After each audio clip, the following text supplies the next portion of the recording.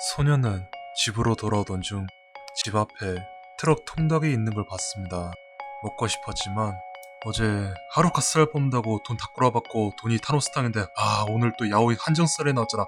치킨도 먹고 싶고 이것도 하고 살 것도 많은데 그렇다고 안 지르면 한정이나 더해서 못 먹고 돈이 없어서 그냥 집에 가기로 합니다.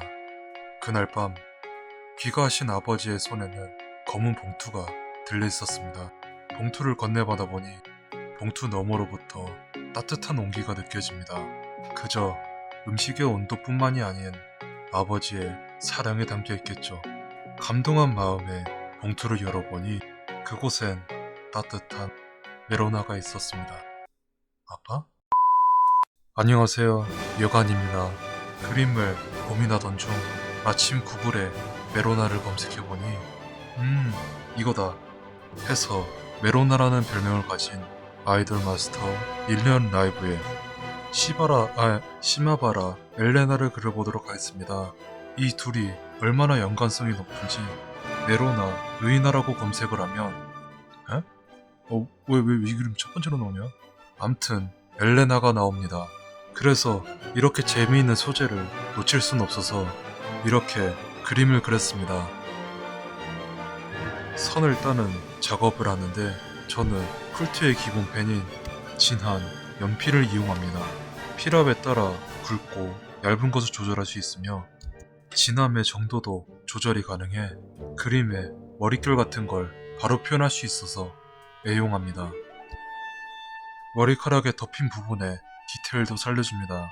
이런 식의 세세적인 디테일들은 다 그리고 보면 하나도 안 보이고 색을 덮으면 더욱 안 보이고 명암에 모든 작업을 끝내고 오면 하나도 안 보이니 여러분들은 그냥 자기만족하는 느낌으로 하시거나 얼굴 쪽으로 클로즈업 된 그림에서 하시길 바랍니다. 중세 판타지라는 배경 설정이므로 천각을 베이스로 약간의 갑옷을 입혀줍니다.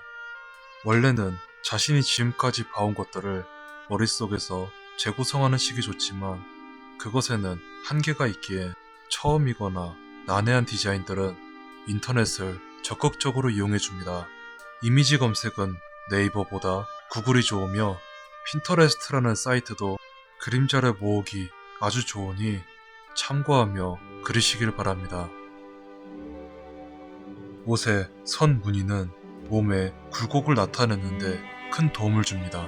그림이라는 것은 결국 2D의 공간에 3D를 나타내는 것이며 그것을 위해 많은 착시와 속임수를 사용합니다.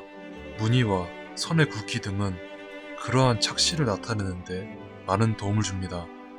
철은 반사를 하는 물질입니다. 그래서 명암 표현을 다른 재질에 비해 과감하게 표현합니다. 손 관절부의 송편들도 모양에 맞게 과감한 표현을 합니다. 그러던 중 한 가지 의문이 생깁니다.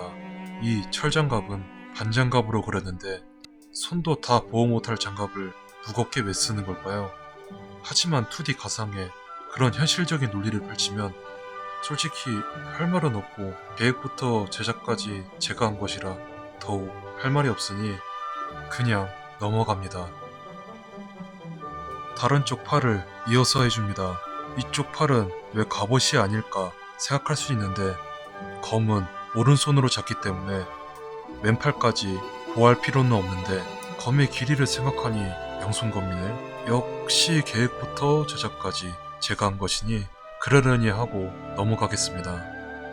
적당히 중세 판타지 느낌의 바지도 그려주고 중세 판타지 느낌의 주름도 그리고 중세 판타지 느낌의 머리카락은 원래 얘 거구나. 암튼 아이마스의 엘레나라는 캐릭터의 느낌과 메로나라는 또 다른 주제의 느낌과 중세 판타지라는 배경을 잘 살리며 그림을 그려줘야 합니다. 그렇지 않으면 캐릭터를 엘레나로 뽑은 이유도 주제로 메로나로 한 이유도 그림의 배경을 중세 판타지로 삼은 이유도 없어지기 때문입니다. 메로나 검과 배경 등은 글레이징 기법을 이용할 생각이므로 무채색들로 묘사를 해줍니다. 아실지는 모르겠지만 이번 선은 벡터 레이어로 그렸습니다. 벡터 레이어는 일반 레이어와 달리 픽셀이 아닌 선의 시작과 끝으로 저장해 확대, 축소 시 깨지지 않는 특징으로 선을 떨 때 유용하겠다 싶어서 그렸는데 벡터 그림은 오늘이 마지막입니다. 벡터로 선 따다가 화병으로 실려나갈 뻔했습니다. 멍청한 AI 녀석. 이거 하나도 돈 못 주네. 배경도 적절히 마무리시키면 선 작업이 끝났습니다. 그리고 밑색 작업은 넘기겠습니다. 저는 셀시계라고 불리는 간단한 채색 기법을 이용합니다. 이처럼 선을 따고 할 경우 가장 효과적인 채색 기법으로 한 가지 그림자 색을 지정 후 레이어를 곱하기 설정 후 칠하며 투명도를 조절하거나 나중에 색도, 채도, 명도를 조절해서 원하는 그림자 색으로 바꾸면 됩니다.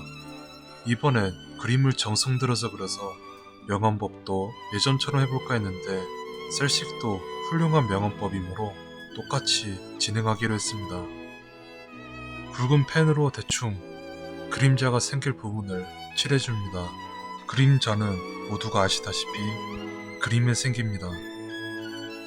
개소리는 그만하고 이제 굵게 칠한 걸 흐리기 펜으로 풀어줍니다.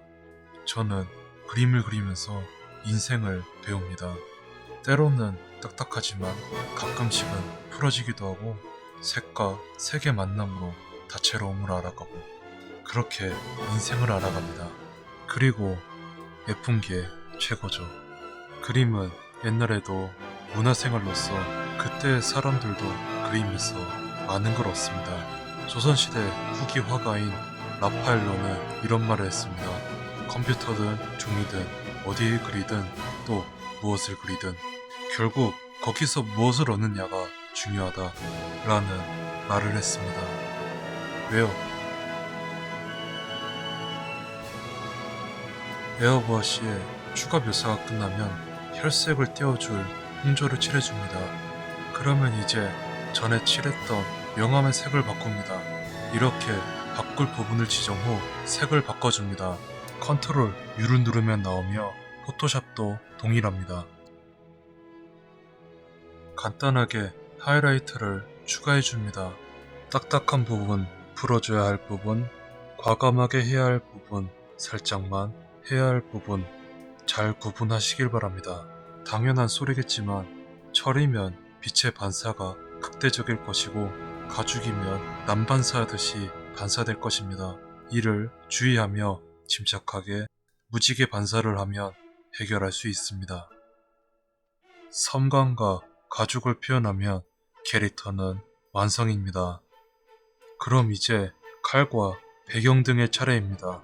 앞서 말한 것처럼 이미 무채색으로 다 해놨으므로 글레이징 기법으로 진행하겠습니다. 글레이징 기법은 무채색들로 명암을 표현한 후 곱하기, 스크린 등 레이어 효과들로 그 위에 색유를 입히는 기법으로 작업 속도를 빠르게 할 수 있으나 원하는 색을 나타내는데 많은 내공이 필요한 채색 기법입니다. 하지만 저는 위와 같은 내용을 방금 책에서 보고 지금 말한 경험이 있기에 어떻게든 했습니다. 하지만 이 역시 벡터 레이어와 함께 관으로 넣겠습니다.